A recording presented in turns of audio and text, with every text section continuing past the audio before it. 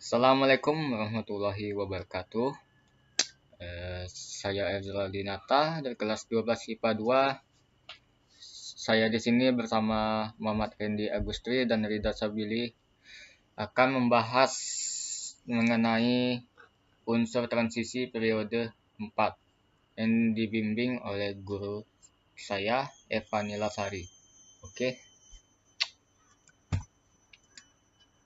langsung ke soal. Berdasarkan informasi 1. Apakah unsur golongan transisi periode keempat ditemukan dalam keadaan bebas di alam atau dalam keadaan bersenyawa membentuk mineral? 2. Bagaimanakah kelimpahan keberadaan unsur golongan transisi periode keempat di alam? 3. Tentukanlah pasangan unsur dan mineralnya dengan cara menghubungkan bulatan pada unsur dan mineral berikut.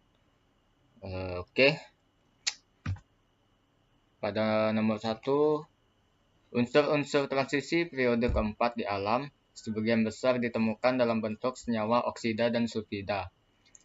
Hal itu terjadi karena unsur-unsur transisi periode keempat sangat mudah teroksidasi dan mempunyai afinitas yang cukup besar terhadap oksigen dan belerang. Selain itu, oksigen dan belerang termasuk unsur-unsur yang sangat reaktif terhadap logam dan tersebar di kerak bumi. Nomor 2.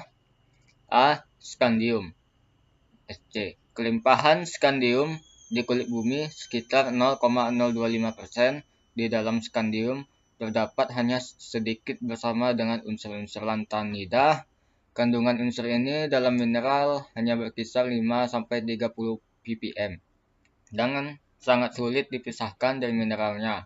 Akibatnya, produksi skandium hanya dalam satuan gram atau kilogram, tidak sampai ton. Oleh karena itu, harganya sangat mahal sehingga sangat jarang ditemukan dan dimanfaatkan. B. Titanium merupakan logam ke-9 terbanyak 0,6% kerak bumi. Titanium di alam dapat ditemukan dalam mineral rutil TiO2 dan ilmenit FeTiO3. Contohnya senyawa yang mengandung unsur titanium TiCl4. C. Vanadium V adalah logam abu-abu yang keras dan tersebar luas di kulit bumi sekitar 0,2% massa. Vanadium ditemukan dalam mineral vanadit Pb3PO42, patronit V2S5, dan karnotit K2UO2 2VO43H2O. Contoh senyawa yang mengandung unsur vanadium adalah V2O5 yang digunakan untuk katalis pada pembuatan asam sulfat. D. Kromium terletak pada golongan 6B periode keempat dan merupakan salah satu logam yang penting, ditemukan sekitar 122 pm dalam kerak bumi. Kromonium ditemukan dalam mineral kromit FeCr2O4. Mangan ditemukan dalam mineral pyrolusite MnO2. Contohnya senyawa yang mengandung unsur mangan adalah KMnO4 yang banyak digunakan sebagai zat pengoksidasi dalam analisis di laboratorium. F. Besi. Fe adalah unsur yang cukup melimpah di kerak bumi, sekitar 6,2 massa kerak bumi. Besi jarang ditemukan dalam keadaan bebas di alam. Besi umumnya ditemukan dalam bentuk mineral biji besi, seperti hematite Fe2O3, siderite FeCO3, dan magnetite Fe3O4. Logam besi bereaksi dengan larutan asam klorida menghasilkan gas hidrogen. 3. Nomor 3. Mangan menjadi pyrolusite, tembaga menjadi malasit, vanadium, vanadit, scandium, terfetit, krom, kromit, titanium, titanit, besi, kuprit, kobalt, smaltit, nikel, garnerit. Nomor 2 akan dibahas oleh Rida Sabili. Berdasarkan tabel 1, bagaimana kecenderungan jumlah bilangan oksidasi unsur golongan transisi periode keempat?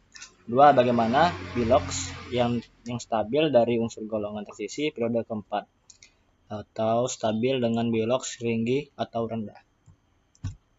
Nomor 1. Unsur transisi periode keempat memiliki tingkat oksidasi atau bilangan oksidasi yang bervariasi. Hal ini disebabkan oleh tingkat energi subkulit 3D dan 4S yang hampir sama. Oleh sebab itu, saat unsur transisi melepaskan elektron pada subkulit 4S membentuk ion positif atau kation. Sejumlah elektron pada subkulit 3D akan diikut dilepaskan. Bilangan oksidasi umum yang dijumpai pada tiap unsur transisi periode keempat adalah 2+ dan 3+. Sementara bilangan oksidasi tertinggi pada unsur transisi periode keempat adalah +7. Pada unsur mangan atau 4S2, 3D7. Bilangan oksidasi terendah umumnya ditemukan pada ion Cr3 plus Mn2+, Fe2+, Fe3+, Cu+, dan Cu2+. Sedangkan bilangan oksidasi tinggi ditemukan pada anion oksida seperti CrO42-, Cr2O72-, dan MnO4-. Nomor 2. Berikut tabel tingkat atau bilangan oksidasi unsur-unsur logam transisi periode keempat. Seperti tabel berikut. Tabel di atas terlihat bahwa dari Sj sampai Mn, tingkat oksidasi tertinggi sama dengan total elektron pada subkulit 4S dan 3D. Namun dari Fe sampai Zn, meski terdapat lebih banyak elektron pada subkulit 3D, dan elektron ini terikat semakin kuat ke inti. Hal ini dikarenakan muatan inti bertambah besar dari kiri ke kanan. Oleh karena itu, tingkat oksidasi tertingginya tidak lagi sama dengan total elektron di subkulit 4S dan 3D. Akan dilanjutkan oleh Randy. Saya akan melanjutkan yang dijelaskan oleh Rido. Berdasarkan tabel kedua, pada konfigurasi unsur golongan transisi periode keempat, apakah semua elektron berpasangan terisi penuh? Jika tidak, pilihlah unsur yang konfigurasi elektronnya. Ada yang tidak berpasangan.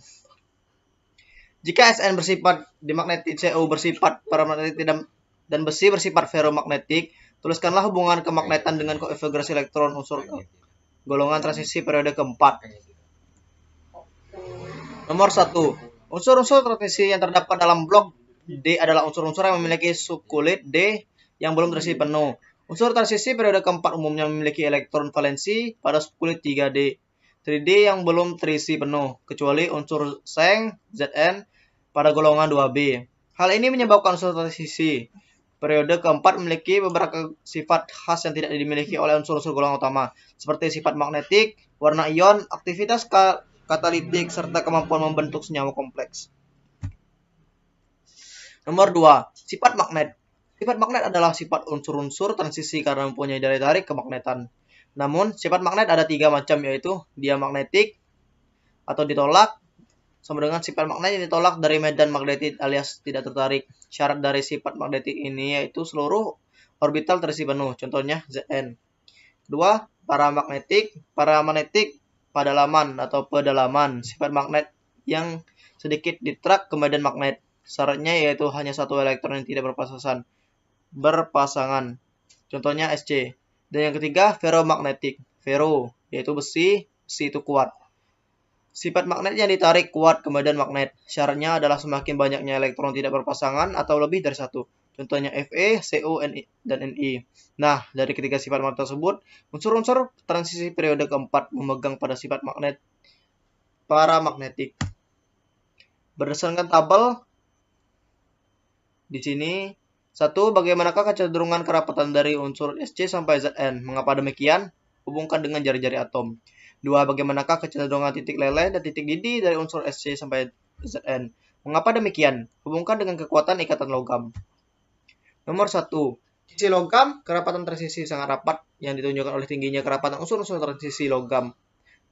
Unsur-unsur transisi. Logam membentuk struktur terjejal dengan atom-atom logam yang berukuran sama tersusun sangat rapat dalam kristal logam. Dalam kristal logam ini, ion-ion positif logam ditarik-menarik dengan larutan elektron yang dimiliki oleh seluruh kristal. Dalam sel satuan kisi kristal, logam ada dua macam susunan, yaitu struktur terjejal heksagonal closet packet atau HCP, dan struktur terjejal kubik closet packet atau CCP. Jenis kisi ini menyebabkan kekerasan pada logam berbeda bergantung pada kerapatan susunan atau atom dalam kisinya. Hubungan dengan jari-jari atom. Tidak seperti periode ketiga, jari-jari atom unsur-unsur dari sisi periode keempat tidak teratur dari kiri ke kanan. Nomor 2, titik leleh dan titik didih bertambah dari SC ke V dan kemudian secara umum berkurang dari V ke Zn. Kecenderungan nilai titik leleh dan titik didih menunjukkan kekuatan ikatan logam yang meningkat secara SC dan V, dan kemudian berkurang dari V ke Zn. Sekian yang bisa kami sampaikan. Saya Heri. Wassalamualaikum warahmatullahi wabarakatuh.